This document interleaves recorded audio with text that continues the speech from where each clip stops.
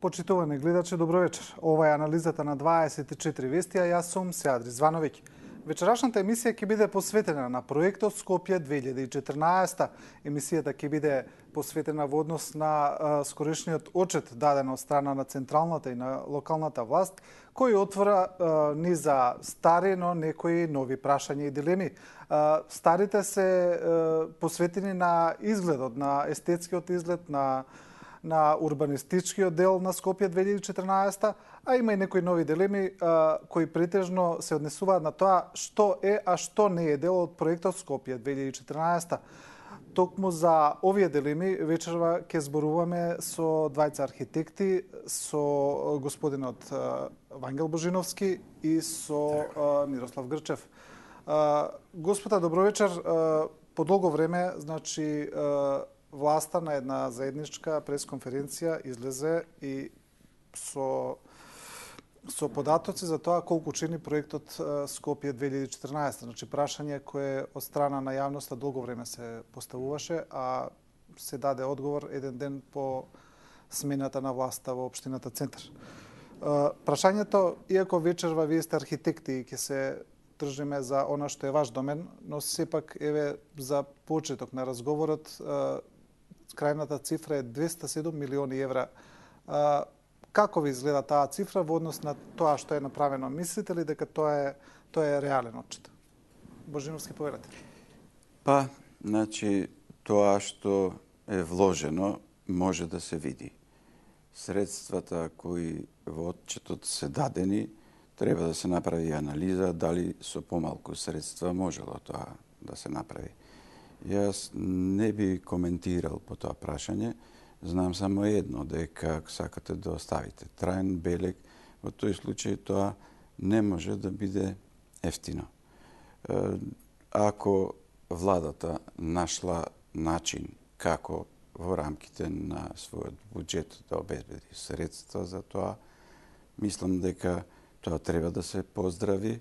И се она што е сторено фактички е нешто што може би можело да изгледа не толку драстично, доколку со години наназад се работело на тоа, значи на оспоменичување на македонските вредности и оддавање почит на вистина големи личности од македонската историја. Грчев, 207 милиони евра? Јас не сум правил вкупни некакви пресметки и анализи, меѓутоа оваа тема е интересна сега заради тој смешен отчет еден ден после губење на избори на општина Центар, кој што практично, ако би требало да бидеме некое општество што реагира правилно, јавноста и медиумите би требало да го одбијат тој отчет, кој што доаѓа предоцна, во ситуација провоцирана од губиток во кој што власта ги покажа сите арсенали на измамата, на притисоците и на другите криминални действија. Значи, еден ден после неуспехот ти излегуваат на отчет за вкупна сума на чинење на еден проект кој што ја окупира јавноста веќе 5-6 години. Сакам да ви кажам, ако и во меѓувреме и денес, ако земете секоја поединечна ставка и од оние што ги прикажа, ќе видите дека се тоа бесмислено зголемени бројки, цени во однос на оние што би требало да бидат потрошени за таков производ. Добро, цените, значи бројките еве ги имаме ние тука. Јас го имам отчетот, значи кој е официјално даден на пресконференцијата дента. Оно што јас го забележувам и што ми е интересно од страна на овој отчет е што едната спецификација вели за трошоци по спроведени проекти од проектот Скопје 2014. Но на другата вели вака: спецификација на реализирани трошоци за проекти и спомен обележја кои не се во проектот Скопје 2014, а некои би можел да се обиде да ги поврзе со проектот Скопје 2014. Значи, оваа формулација е дадена во официјален документ од страна на Министерството за култура. Значи, баш така вели, некој би се обидел да ги поврзе со проектот Скопје 2014. Пете вака, како прв наведен проект во оваа спецификација е даден споменикот на Филип II, кој нели не се вика Филип II, туку воин, и со фонтана, и кој според Министерството за култура, Општината Центар, владата не е дел од проектот Скопје 2014. Господине Божиновски, како може споменикот на Александар Македонски или војнот на конј, официјално наречен, да биде дел од проектот, а споменикот на Филип II, кој се наоѓа на некои, не знам, 200-300 метри воздушна линија, да не е дел од проектот Скопје 2014. По која Добро, логика? јас мислам дека тоа е возможно, доколку јас сите детали во врска со тоа докаде се протега проектот, да го наречеме Скопје 2014, јас не ги познавам. Единствено што сметам дека е добро што се направил споменик на Филип II и она што го гледам како недовршено, мислам дека тоа ќе биде вредност. Инаку за друго не би можел да коментирам. За мене, ако тие што го прават проектот 2014, односно оние администратори кои знаат докаде оди тој проект 2014, го сметаат дека ова е надвор од тоа, возможно е заради тоа што еве надвор од тоа се и некои објекти во кои јас сум учествувал, например објектот Мајка Тереза не е дел од Скопје 2014. Добро, тој е тој направен е прилично направен порано, да. пред тоа. Значи, според тоа може да се продолжи со градбата и после тоа. Така да за мене тоа не е спорно. Може да биде тоа дел од 2014 проектот, може да не биде. Прашањето е на тоа место дали тоа добро ќе стои. Мене како професионалец ме интересира тоа. Значи, дотаму е тоа што еве луѓето кои се задолжени да го контролираат тој проект и кои однапред го осмислиле, тие велат дека е тоа дотаму, а ова е надвор од тој проект. Добро, јас немам ништо против. Добро, оно Јас што сум е... подготвен само да разговарам околу тоа дали е тоа вака архитектонски добро поставен објект. Оно што е индикативно во однос на тоа зошто споменикот на Филип II е изведен, еве, значи во онаа спецификација каде што се објекти кои не се дел од проектот, е споменикот на Ѓорѓија Пулевски кој се наоѓа, значи, веднаш тука кај Стариот театар, како што гледам, споменикот на Димитрија Чуповски кој се наоѓа на плоштадот, споменикот на Крсте Петков Мисирков кој се наоѓа на плоштадот, плоштадот Пресвета Богородица кој се наоѓа веднаш до зградата на Министерството за надворешни работи, така натаму со оваа спецификација која е додадена, сумата не е 207 милиони евра. Нормално. Затоа и во претходниот коментар ви кажав да тој псевдо отчет, тој лажен отчет е уствари повторно една ујдурма која што во таа инфантилна игра која што владата ја игра со сопствениот народ и со јавноста се истрчува пред да најавената ревизија на проектот фати замав, да и дадат друга рамка, односно рамка каква што на владата, односно на ДПМН му одговара. Значи, тоа е сосем произволно, дури детски, наивно, делкање на некој проект 2014 санким таков некојаш постоел. Тој никогаш не постоел како проект. Како мислите? Па, целата таа кампања за изградба во центарот на градот, која што сега нема во оваа фаза да навлеземе од кои се не мотиви и цели е направена, целата таа не е дел од некој проект кој што е исцртан и даден во некаква процедура или пред некаква јавност, така да било кој за сиве овие години знае што се крие зад тој проект. Тој е во еден момент наречен од кога излезе она анимирано видео, една визија на владата, меѓутоа проектот Скопје 2014, веќе тоа беше рецимо 2009 година кога излезе, тој почна да се одвива со измени на урбанистичките планови и потоа со некакви пунктуални потези, почна веднаш 2007 година.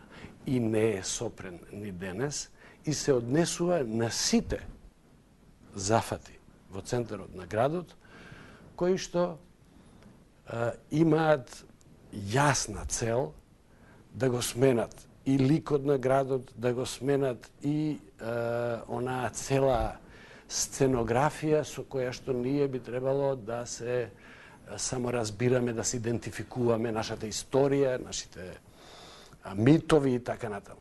Значи, нема нешто што не е во тој проект. А сите тие пари, кои што од опозицијата и од независни аналитичари се заради криењето на владата, се лицитирали помеѓу 300, 400, 500 милиони евра, на владата и беше стало сега на сосем детски начин да рече, не, еве, ова е една произволен дел, ова и еве, гледајте, не е толку колку што опозиционерите кажаа, него е дупло помалце. А потоа даваат, а и не морат да дадат, се гледа од Бирото за јавни набавки и воопшто оној трошокот што остава трага, тој може да се собере, сите други зафати повторно прават некаде помеѓу 400 и 500 милиона евра. Да, истражување на 24 вести дојде до сума од 407 милиони евра. И тоа ќе расте уште. Но сепак, значи, дека главните... таа сума беше спомната и далеку порано, дека беа предвидени такви средства и тоа пред години се спомнуваше таа сума. Значи, што, да речеме, би сакал да го коментирам во однос на колегата Грчев. Значи, прашањето на промена на, да кажеме, сценографијата. Мислам дека тоа како идеја воопшто не е лошо.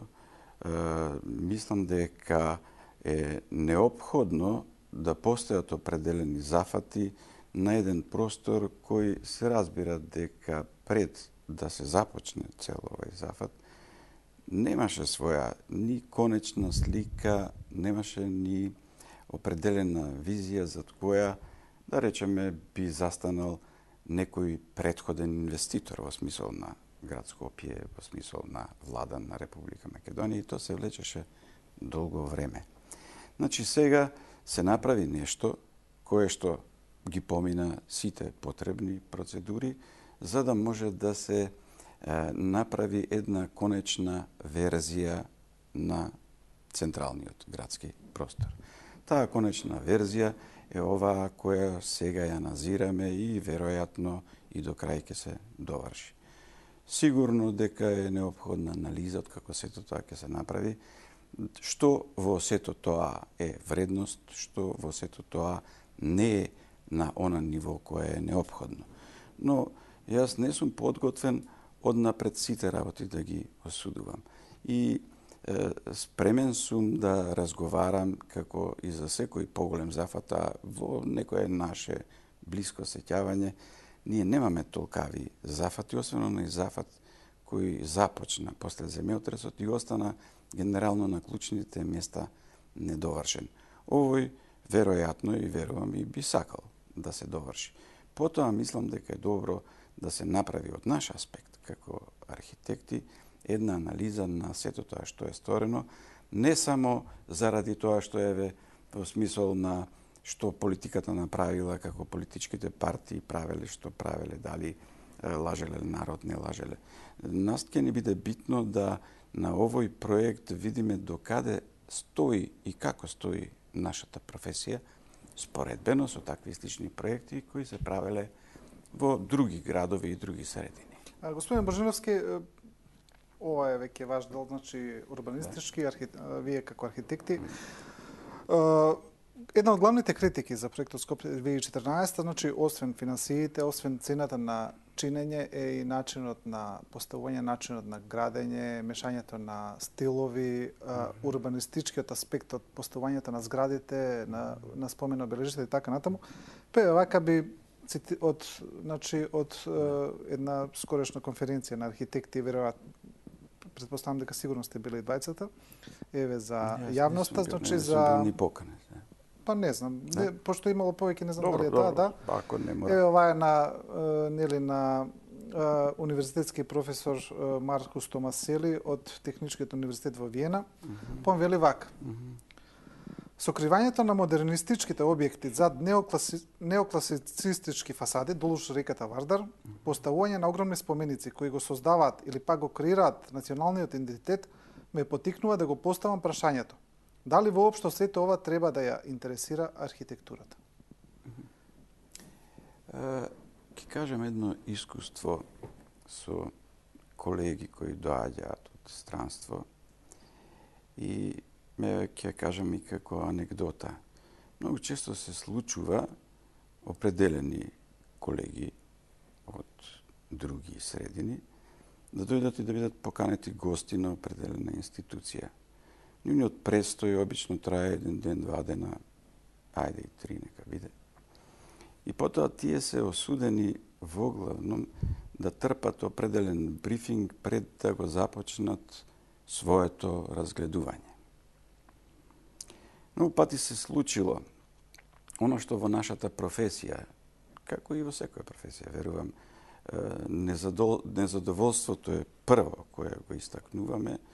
Често пати сме така подготвени да ги нападнеме оние објекти во кои можеби и ние сме имале желба да земеме учество, но не ни успеало.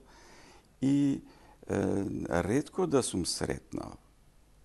Сега не го познавам човекот, не знам колку долго бил тука.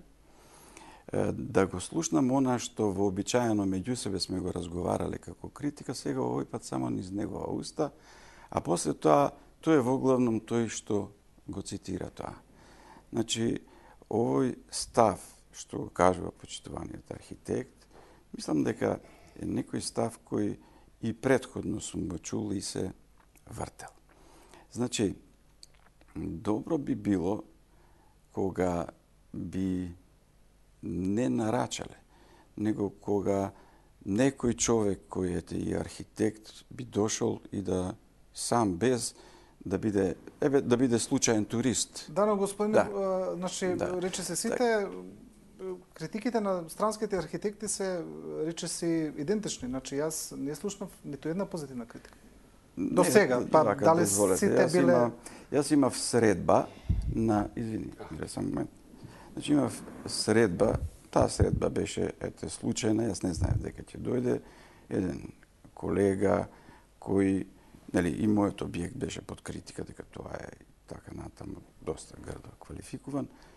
Чудно, но тој бидејќи не беше дојден за таа причина овде, нити беше дојден поврзано со нашиот, да го наречеме, проект 2014. Тој побара по телефон, јас не знаев дека е тука, да се видиме и посака да го види, бидејќи го видел пред тоа објектот на мајка Тереза и посака, нели, да го види и тој направи навистина за мене, не сметам, ние сме навистина биле доста блиски кога јас доста често се движев во меѓународните кругови на архитектите. Дури и тој напише една навистина добра рецензија во едно словачко списание од каде што е, тоа е колегата Мартин Драховски. Иначе тој беше подпредседател на Светскиот сојуз на архитекти, провинентен архитекти и така натаму. Значи, можно е да има и таква боја ова што еве го гледам и се апострофиран из медиумите. Многу е важно на кој начин го примате странецот кој доаѓа во вашиот град. Така значи, имаше и... значи, постојат странски архитекти Fox News, кои... значи, еве, да. вократко, Fox News, значи, на насловна страна стави Скопје балканска престолнина на кичот. Јутренји лист, некој, значи, хрватскиот писател Јурица Павичич беше шокиран од тоа што го виде, рече мешавина на Пјонкјанг и Лас Вегас. Господин Грчев. Скопјанг.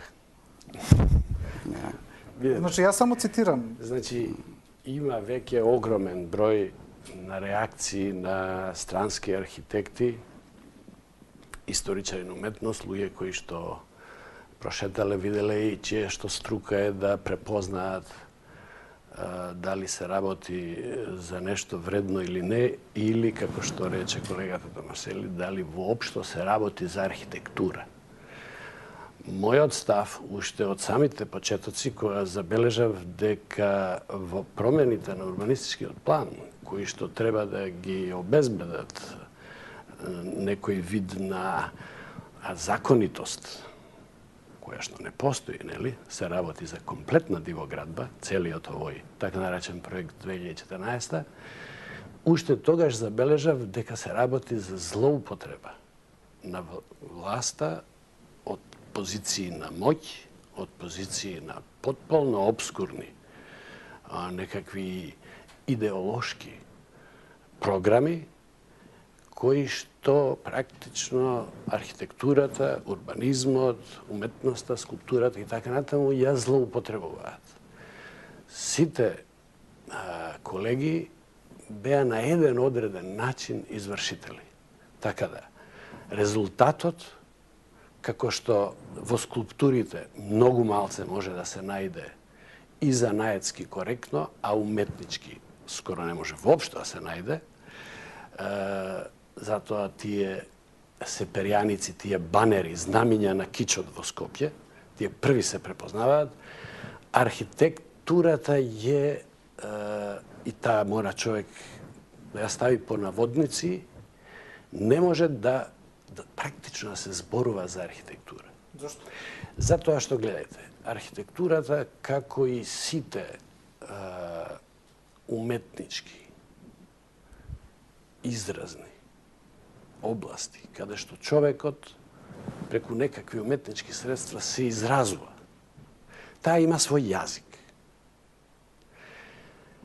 Познавањето на тој јазик, познавањето на неговата лингвистика, неговата граматика, неговата лексика, елементите на јазикот, е основен услов за да нешто во едно одредено време, во еден одреден контекст се нарече за архитектура. Поедноставено сакате да кажете дека не е правено според правилата на основните правила на архитектурата? Не само што не е правено според основните правила, ова е пелтечење на архитектура. Ова е буквално лепење, пелтечење, бунцање. Конкретно што? Во која смисла го зборува? Како пример што би дал?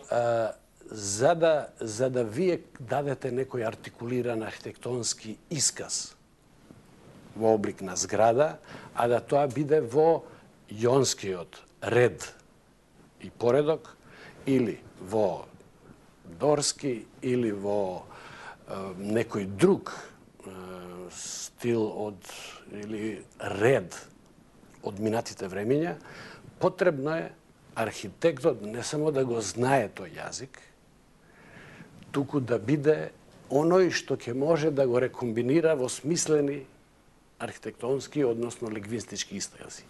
Никој од овие архитекти што го правеле нема поим ниту од еден од елементите од тие стари стилови. Тие се купувани на пазар на стари ретро кичеви и гипсови и лепени во потполно бесмислен поредок. Ме разбирате, не само што не е за широката публика или за културните луѓе од странство разбирливо што е уствари ова. Тоа е неразбирливо и за оние што го правеле, а особено за целиот архитектонски еснав. Значи, тоа не се архитектонски искази.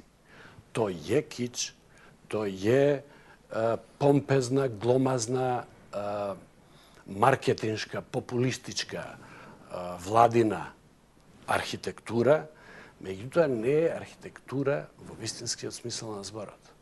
Ниеден архитект денес не може тоа да го прочита као смислен исказ. Ме разбирате, тоа ви е као да вие се обидувате врз основа на неколку погледи вака читања на, да речеме, старогрчки или слушање од некој што знае да го изговори, па да го тргнете тоа и да речете, еве сега ја ќе изгледа, сега ќе направам роман на старогрчки. А не знаете ни еден збор. Значи, вака, Мешавината на стилови е сегаш главна критика. Да, само сакам нешто да коментирам. Значи, ако еден професор на архитектонски факултет за најмалку 100 архитекти кои учествувале во проектот има вакво мислење, тогаш од се ова човек може да рече зошто воопшто постои архитектонски факултет, него треба да го затвориме. Ако толкаво количество, зашто се архитекти одовде кои поминале низ тоа школа. А ако тие не знаат да прават, и ако прават само кич и пелтечат, тогаш нешто не е во ред со архитектонскиот факултет.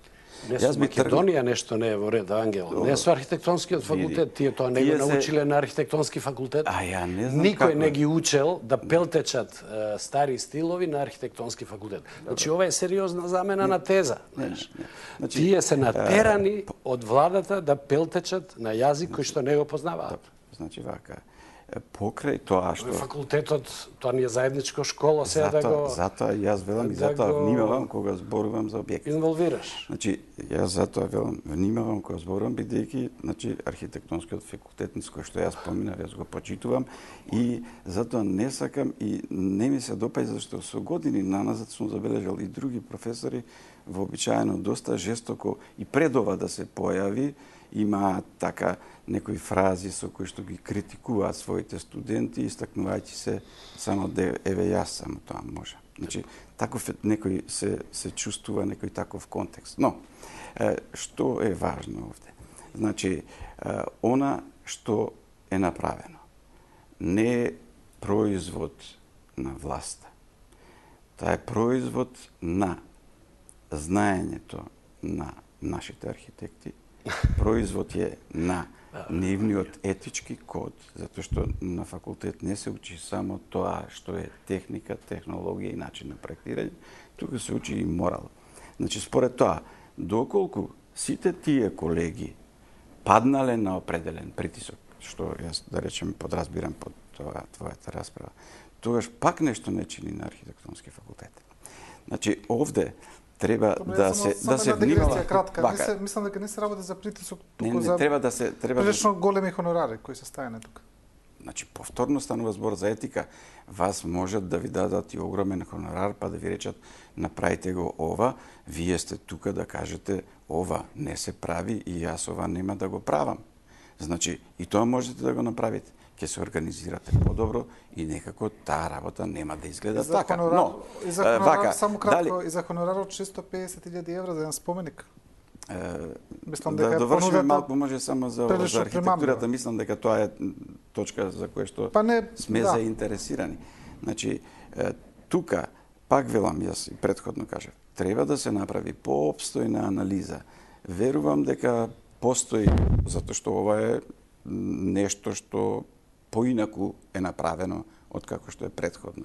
Инаку, ако поназад се вратиме, ние доста често во минатото, иако се и денес може тоа да се види, ако се погледаат објектите кои се правени во изразот на модерната, многу често се тоа копии на објекти кои веќе негде се направени и тие имаат своји недостатоци само затоа што се копии и тие лесно така, како што го прави колегата, можат и тие да бидат наречени кич. Значи, мислам дека е прерано со ваква жестокост да се оди, затоа што нема да биде продуктивно. Значи, продуктивно би било, ако ние седнеме како ЕСНАФ и оваа работа навистина добро ја дискутираме. Ние можеме да попараме помош или консултација и од колеги кои се надвор од Македонија. Но, јас сум забележал уште поголеми промашаи и уште поголеми недоразбирања со архитектурата и во многу развиени средини. Јас сум видел некои работи кои излегле во списание како некакво врвно достигнување, но кога сум стигнал тамо, дури и со колеги се оттаму сме виделе дека тоа не е така. Значи, не сум подготвен за така жесток напад врз овој производ кој во овој момент се крева. Има елементи кои заслужуваат критика, има елементи кои заслужуваат да бидат апострофирани. На крајот на криштата, јас имав три средби, неколку да не претерувам, со Чарлс Дженкс, па по тоа прашање разговаравме што е тоа архитектура, нели? Со него е навистина добро да се разговара за тоа, тоа е еден од врвните теоретичари на постмодерната, тој вели дека помалку од 10% од она што ќе се произведе може да се смета за архитектура. Значи, се друго е, како да кажем, една потребна галантерија во која што мора да се функционира. Така да на секој објект му го дадете аспектот на треба да биде врвно остварување, тоа пред се зависи од авторот, второ зависи од комисијата и на крај мислам дека ќе зависи од инвеститорот во сите случаи кога има конкурс. Добро е да се се друго што е поинаку и што поинаку се одвива, пак ми се чини дека треба таквите лоши потези и последици да ги побараме внатре во нашата професија прво. Добро е да се отргнеме од стилот, од стиловите за поставеноста, еве не само на зградите, тука и на спомен обележјата. Значи имаме спомен обележје сега на секој метар во центар. Гледајте. Имаме ли тука некакви основни правила за поставување на спомен обележја, за нивното значи комуницирање со средината, каде треба, колкаво треба да биде висина, оддалеченост од друго спомено обележје, од друг објект? Дали постојат такви урбанистички и архитектонски правила? Постојат правила во сите струки. Меѓутоа, инсистирам дека некакво независно разгледување на овој владин проект, како да е тоа некаква тековна продукција, архитектонска и градежна, дисперзно расфрлана во земјата од различни инвеститори, кои што во ова време се случила, тогаш е можно да се примени ваков еден мудар релативизаторски пристап. Меѓутоа, пазите, овде се работи за владин проект во кој што се трошат јавни пари, во кој што ден денес ние лицитираме колку се тие пари. Значи, 7 година народот не знае дали е тоа пола милиарда, милиарда, 300 милиона или 3 милиарди. Потоа да се дознае што не, имате управа за јавни приходи. Сите пари треба да се извадат и мора да се покажат. Тука нема. Те молам, не ме прекинувај. Значи, не е проблемот во тоа дали може да се израчунаат. Проблемот е што 7 години никој не ги израчунал. И владата ја моли, јавноста ја моли владата да каже да нешто да каже, за таа на крај излегува со еден ваков детски отчет во кој што произволно го делка проектот на 2-3 или кој знае колку целини за да се намали сумата на она што е проектот. Меѓутоа, владин проект со волкава магнитуда, со волку револуционерна идеолошка порака, со митолошка подлошка, која што треба практично нашата цела историја, историографија, нашата национална идентификација, да ја смени за 3-4 години колку што трае оваа изведба, а сето тоа без еден збор образложение. Единствен збор образложение. Ние имавме на прашањето на премиерот Груевски пред меѓународна телевизија зошто толкав огромен споменик на Александар III Македонски на нашиот плоштад, одговорот на премиерот беше а зошто да не. Значи, тоа е најголемиот аргумент кој што од најодговорниот човек за трошењето на овие пари, меѓутоа и за одлуките, кој споменик, колкав, во кој стил, каде, какви згради, кои стилови, какви столбови, сите тие одлуки се донесени во политичка атмосфера од политички, лаички, особено дилетантски ум, затоа се такви какви што се. Значи, тука не може да стане збор за некаква нормална мудрост, потреба од дистанца, која што Вангел со право би можело да ја употреби како метода за една регуларна граѓанска архитектура од некакви независни инвеститори со своји лични пари. Владин инвеститор непрекидно да троши пари јавни во процедури со кои што се крши устав, закони за градежно земјиште, закони за просторно планирање, урбанистичко планирање, закон за градење и конечно, во кои што се кршат најфундаменталните правила на уметничкото изразување. Следното прашање ми беше толку тоа, ми се наметнува од ова, значи, дали мислите дека за еден ваков проект кој несомнено е политички проект, значи, тоа е, мислам дека тука нема дилема, не наметнат, туку спроведен од владата, кој има и историографски елементи, до сега, значи, невидени во македонскиот простор. Значи, имаме едно големо воскреснување на антиката во центарот на Скопје, кое е евидентно дека тоа е главната интенција на проектот. Дали мислите дека за едно такво нагломенување на курсот во историографски, во архитектонски, урбанистички поглед, во едно такво менување на еден лик на центар на главен град, требаше да има една поширока дебата од сите аспекти, не само архитектонски, туку историски и секакви. Значи вака, да речеме, собствена желба. Јас поминав доста време на истражување на историјата на македонската архитектура. Долго време се дружев со луѓе кои институционално и вонинституционално си го поставуваа прашањето за историјата на македонскиот народ.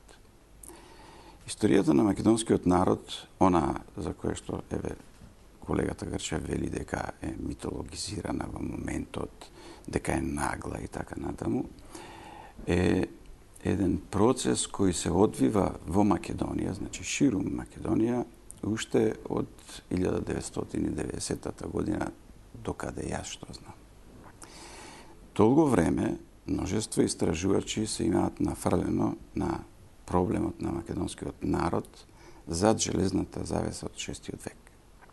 Значи, прашањето на словените не сме го проблематизирале само ние овде во Македонија. Тоа е прашање кое се проблематизира секаде во светската историографија. Значи, суштествувањето на една драстична промена на население во 6 век веќе во историјата не се зема здраво за готово. Тоа не е сигурен научен факт. Натаму, во Македонија, не само оваа генерација, туку и генерации порано, многу добро знаеле за врската на македонците денес со македонците во антиката и македонците пред антиката. Значи, секој по мене, кој кон ова прашање приоѓа на начин со подсмев, со измислување на зборови антиквизација, мислам дека треба да употребам сега еден вокабулар што, да речеме, својствен на колегата, е наистина лаик и тотално неписмен човек со огромно непознавање на собствената историја. Добро. Мислам дека владата не прави ништо кое што во моментот и текнало, па сега мислам дека владата возвраќа на нешто што во Македонија веќе одамна е созреано како вистина. Господине Божиновски, не е овој факт само нешто кое што ние го тврдиме. Множество учени луѓе кои не се одовде, многу порано од нас на ваков начин размислувале и пишувале за ова. Значи, според тоа, не станува збор за политички некој проект кој демек ќе ни донесе поени. Значи, станува збор за возвраќање и слушање на тоа што собствениот народ мисли. Академската вака се. Значи, нашата академска врхушка, ману, некои делови на универзитетот, мислам дека прво многу малку се занимавале со тоа прашање. До нашето повторно возобновување на државноста, ние имавме една историја која што беше испечатена некаде 68 година, како тритомно издание, мислам дека беше на Институтот за национална историја, во која ќе забележите колку малку нашата наука знае за собствената историја. Ќе го илустрирам многу кратко. 3 книги по 300 страни. Едната книга, значи првиот том, има 300 страни за 9900 години од историја на Македонија. Таа книга не е напишана од наши учени, туку се викнати од Белград и тие го имаат тоа напишано. Втората книга се однесува, грубо велам, значи на 19. век и исто така има 300 страни. Последната книга се однесува на пред Првата светска војна, Првата светска војна, Втората светска војна и таа е навистина најдобро обработена. Нашите историчари можат да замерат или не, новите историчари сега многу поинаку размислуваат, имаат огромна дупка во своето знаење воопшто за Македонија. Добро. Тоа е низ тоа што го има издадено нашата наука. Само да ве прашам како едно... споредба, другите, се извинувам, имаме време, другите историографии имаат многу поинакви истории и многу поинаку тоа го имаат поставено. Добро, видите. Значи, вака, постоеше сега... една завеса да не се размислува за тоа. Вие сте Словени и нема што да мислите на тоа. Борет, видите вака, вие имате став, јасен став Да. за тоа. Господин Грчев веројатно има различен став, Апсолутно. некој трет има трет, академиците од Манус имаат свој, некој друг историчар четврти, така натаму, тоа не е спорно. Да. И тука, значи, јас не гледам ништо спорно, секој да се има свој став за историјата, различно да е толку, различно да гледа различни податоци, различни анализи. Но прашањето е, кој во владата? Која стручна комисија во владата? Составена од кого? Од кои историчари? Од кои експерти? Решила да направи еден ваков проект. Бидејќи вие вашето мислење, кое сега го имате, господине Божиновски, вие не можете да го наметнете на целата нација како политички проект со нивни пари. Да кажете, еве, јас мислам вака, затоа што јас мислам вака, центарот на Скопје ќе биде ваков, јас со ваши пари таков ќе го направам. Ја токму тоа го прашам. Зошто немаше стручна дебата пред тоа? Во македонското учебникарство. Ме разбирате што е прашањето? Јасно. Кој го наметнал тоа како македонското проект? учебникарство. Знам комисијата, сакате да ви ја кажам. Кој е во таа комисија? Комисијата во владата. Да. Со име и Кој е во презиме. таа комисија? Не мора. Кој е во таа Јасно е. комисија? Со име и презиме ќе ви кажам, едно члена е. Тој историчар и урбаниста и архитект е Никола Груевски. Не е така. Нашиот премиер. Сакам да ви кажам, пазите, оваа приказна што Вангел ја образлага за тоа како историографијата македонска во изминатите 20 или 60 години има своји има своји хипотеки вакви или онакви, има своји слепи точки, има своји не е важно што света има своји. Важно е дека темата на нашиот муабет Скопје 2014 не е направена врз основа на никаква ни научна, ни културна, ни јавна дебата, не е направена на ниту еден, врз основа на ниту еден елаборат, ни од областа на историјата, ни од областа на културата, ни од областа на архитектурата или урбанизмот. Значи, нема ни еден елаборат. Постојат само одлуки на органи кои што беа бирани како маши, да речеме. Спомениците сите се направени врз одлука на Советот на општина Центар и тие се изградени врз основа на општинска програма за спомен обележија. Зад ја имате таа јавен акт, можете да ја прочитате, таа програма нема образложение, има само список. Овие и овие ќе бидат направени. Здраво. Значи, за Волку важна одлука, односно низа на одлуки, во кои што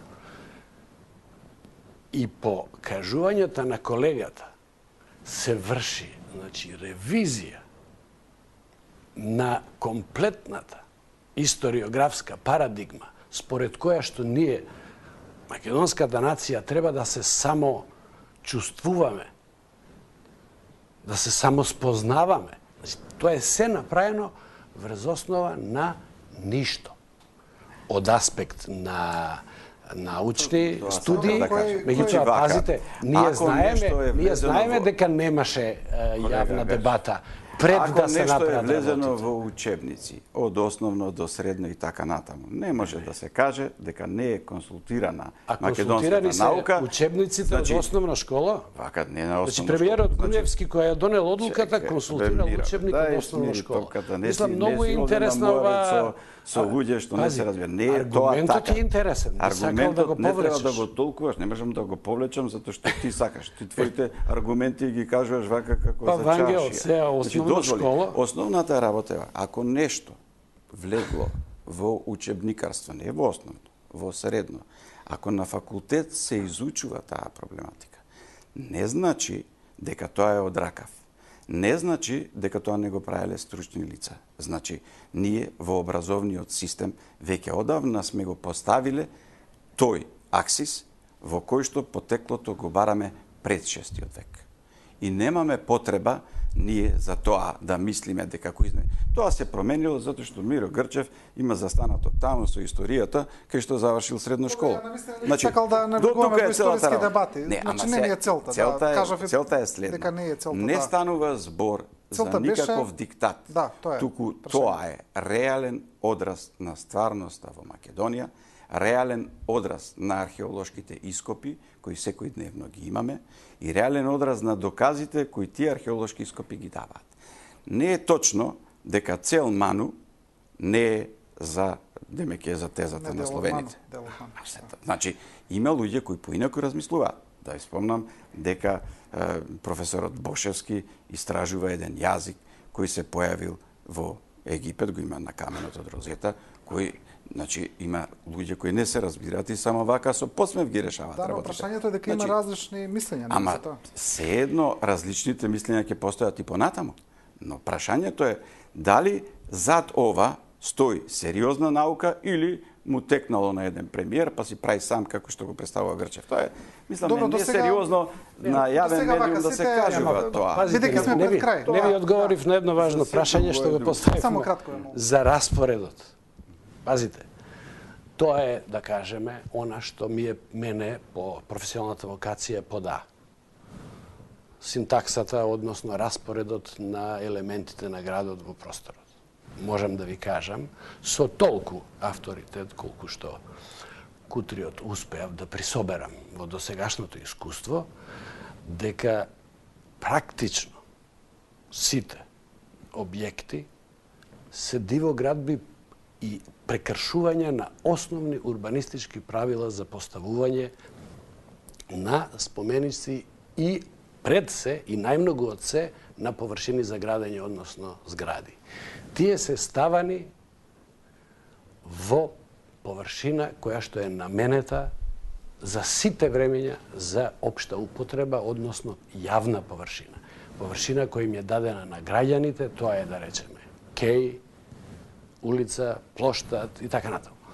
Особено кеовите. Значи се работи во овој случај за толку темелни прекршувања, не само на стручните правила, туку на законите од таа област, кои што ги уредуваат овие прашања, да ние овде зборуваме за едно или друго мислење, а всушност се работи за тежок државен криминал. Добро, пред самиот крај, уште едно прашање, само значи сите досега анкети направени за Скопје 2014 и она последната од Брима Галуп, значи покажува дека околу 26% од граѓаните го поддржуваат проектот. Значи и повеќето анкети покажуваат дека повеќето граѓани не го поддржуваат проектот. Најчесто, значи како аргумент ја поставуваат цената, естетиката, натрупаноста на спомениците и така натаму. Зошто мислите дека проектот еве и пред неговото завршување не најде на поддршка кај јавноста?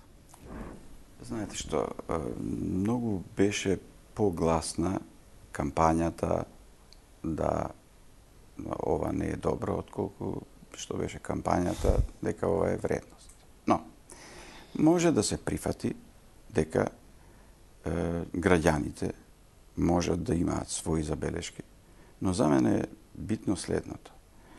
Кога ние би направиле една сериозна дебата на професионален план, затоа што ние во главном со колегата Грчев сме се појавувале и сме разговарале по ова прашање. Би сакал да таа дебата која би се направила на едно ниво професионално, како е се ова е скоро готово, да покаже дали навистина е вака црно, како што го прикажува колегата Грчев, или не е сосем така како што јас мислам. Се ова нели е една расправа која во моментов е наменета за една широка публика. Мислам дека најголемиот дел од луѓето се незадоволни и предизвикува револт сумите кои се наведуваат во врска со спомениците. Инаку скопјани, на пример, долго тагуваа по домот на офицерите како објект. А во времето кога се градеше, тоа е најомразениот објект во Скопје.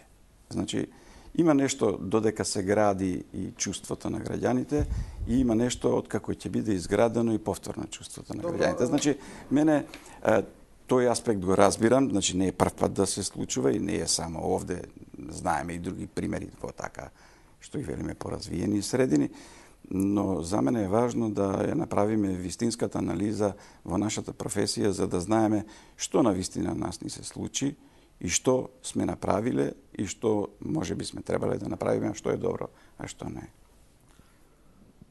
За самиот крај. Завршен збор од мене. Јас мислам дека сериозна анализа на проектот Скопје 2014 од архитектонска или од урбанистичка гледна точка е апсолутно непотребно, пошто се работи за нестручни факти. Се работи за злоупотреба на струката. Некои делови од овој проект се во областа на криминалот, државниот криминал и така натаму. Генерално земено, може да се каже дека е тоа политичка злоупотреба. Дури дека е тоа најскапо платениот комплет на билборди за политичко огласување на бескрајната кампања на партијата на власт. И логично би било Скопје 2014 и да се гледа како еден сет на политички билборди кои што според законот за избори, после завршените избори, еден ден ќе се соберат, ќе се растурат заедно со плакатите, заедно со другото ѓубре од кампањата. И ќе се очистат од градот. Значи, сакав да завршам, но провокативно завршите, значи и вие зборувате за тоа често споменување остранување на спомениците? Гледайте, спомениците се тежок криминал, донесени се по пат на сериозно суспендирање на надлежноста на Собранието на Република Македонија, со што е прекршен уставот на начин кој што слободно може да се нарече уставен пуч, односно, ако би го третирале тоа во правнички речник, тоа е злосторничко организирање за рушење на уставниот поредок. Какви би требало да се мерките за една таква акција? И новиот градоначалник Жановски најави референдум, според него граѓаните на центар ќе одлучат дали некои споменици треба да бидат дислоцирани. Знаете што, кога станува збор за личностите кои се поставени, јас не верувам дека кој да е граѓанин на Македонија, особено македонец, би размислувал дека кој да е од тие споменици би го поместил од место. Пашка друго што мислам дека за тоа е неопходно, кога веќе колегата Грчев инсистира на законска процедура. Потребна е законска процедура за сето тоа да се направи. Јас не мислам дека тие споменици се, колегата е веројатно подобро упатен во тие правни процедури, не мислам дека се тие така поставувани како од рака. мислам дека треба да се повикаат луѓето кои биле во комисии, луѓето кои го осмислиле тој урбан потек, и со нив треба да се разговара на едно ниво, затоа што не станува збор, пак велам, за дилетанти, тие се исто така луѓе со диплома, дипломата ја заслужиле на тој факултет, и за мене, не знам, не е во ред таков однос да и на таков начин да се разговара со колеги. Затоа мислам дека е безсмислено да се зборува за поместување на споменици, поставување на друго место. Мислам дека тоа е политичко самоубиство по мене кој да го направи. Господа, јас се извинувам, но времето навистина истече, го пробивме секој термин. Ви благодарам за учеството во емисијата, почитувани гледачи, ова беше анализа на 24 вести посветена на Скопје 2014. Вие останете со програмата на 24 вести, следува информативниот блок.